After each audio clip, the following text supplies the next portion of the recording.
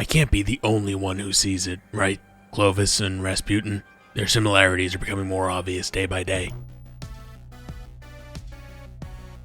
I suppose I should start with a little backstory for Clovis, the mad genius of the Golden Age, trapped on the icy hell of Europa. You see, I've alluded to this in the past, but for anyone who doesn't know, that big ol' exo head of Clovis's down in the creation labs, it's not the only instance of Clovis's Engram floating around. There's also our favorite gunsmith, Banshee. That's right, if for some reason you didn't know, Banshee was once upon a time Clovis. Reboot after reboot when fighting back a Vex incursion on Europa, well, it changed him for the better, and he's someone completely different now, by choice. He no longer had any recollection of it until some Guardians tried to give him his old sword, known to many as the Lament. Clovis just sees Banshee as an error-ridden version of himself that just needs to be reset one more time. Wanted Guardians to escort Banshee to the Creation Lab so he could do it himself. Yeah, that ain't happening. Beyond Banshee, back before the EXO program, there was another version of Clovis as well. Some of you might know what I'm referencing, but courtesy of Clovis's own journal, we learned quite a bit about his family dynamic, including how he genetically modified his own son, also named Clovis, to be a one-to-one biological clone of Clovis the father. Oh, and did I mention that Clovis had a genetic disorder, one that he forced upon his own son, dooming his own child to the same imminent damnation that he would face if he didn't find a resolution? That resolution would come in the form of the EXO program, of course. But long story short, on multiple occasions, Clovis has worked to ensure that he could simultaneously exist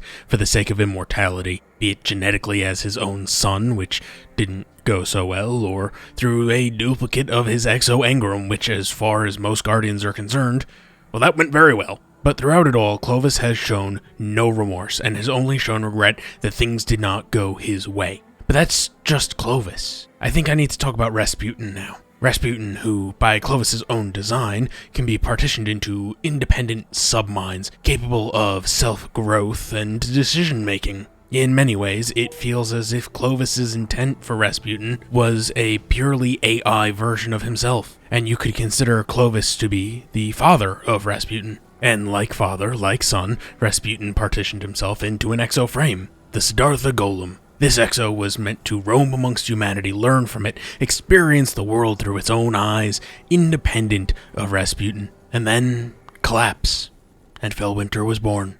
Rasputin, in many ways still a child, and capable of emotion, could not understand or fathom what was now Felwinter. No means of communication, no ties back to Rasputin, no recollection of what once was. Rasputin was overwhelmed, and he chose violence.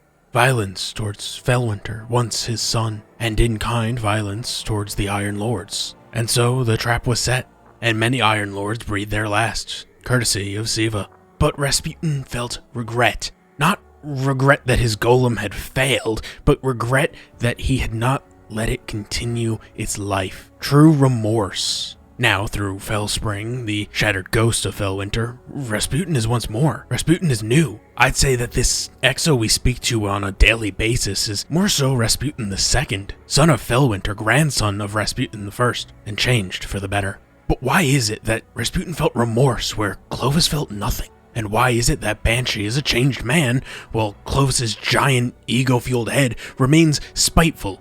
I'd say the key factor is simple. Family.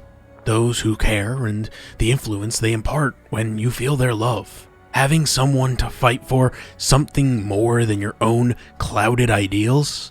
Look at Banshee. It took 43 consecutive sacrifices to make him a changed man. Look at Rasputin, raised and grown with unexpected love and a care for art as much as science. Look at Felwinter, risen without memory of what he was, and fighting for the protection of the remnants of humanity. Not by Clovis's purpose, but by the Travelers.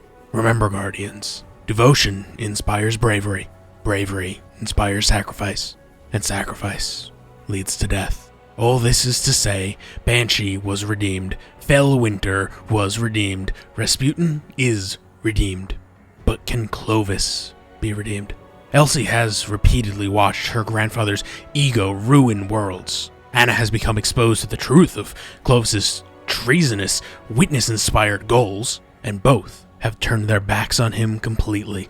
Even Rasputin seems to want nothing to do with Clovis anymore. So no, I don't believe there's redemption in store for Clovis. Not because it isn't possible for a creature such as him to find it, but because those who could guide him towards it have cut him off. Clovis may have devotion to his own cause, but he lacks bravery, instead acting as if he was content and safe when Guardians rescued him.